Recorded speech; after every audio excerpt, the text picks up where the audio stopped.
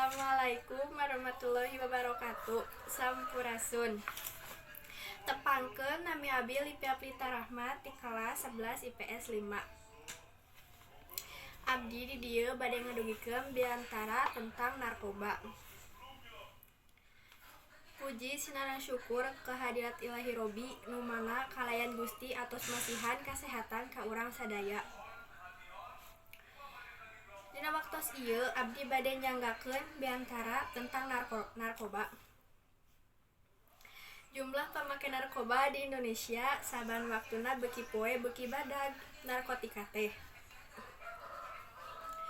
Hal ieu disebabkeun ku lemahna hukum di Indonesia, kukituna para pengedar internasional bisa digawe bebarengan jeung warga negara Indonesia sarta nampa kauntungan anu badag.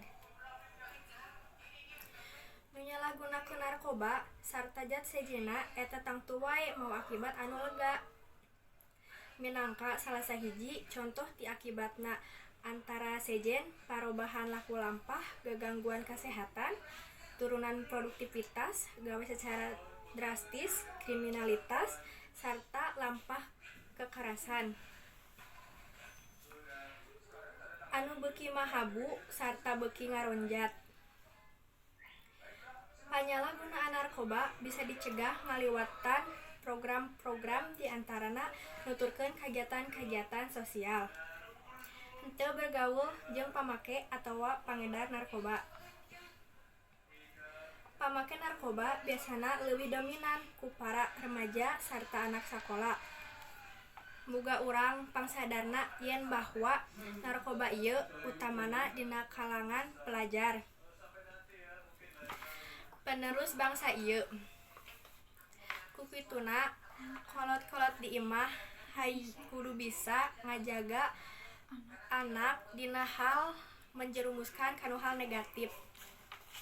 Boh lalaki atau awewe, hindari atau tegasan anak dina hal anu negatif, boh dina narkoba atau dina minuman-minuman, obatan-obatan kekerasan nu lainna.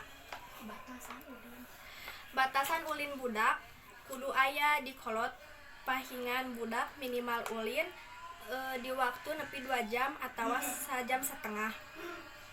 Waktu jadwal budak ulin kudu dibagi jeung belajar jeung nu sejena, ulah terus dipanteng di luar atau diantep nepikeun ka teu nyaho waktu budak ulin teh. Sakitu wae anu tiasa kukuring dibiantarakeun, hapunten bilih aya cariosan anu kirang merenah dina manah.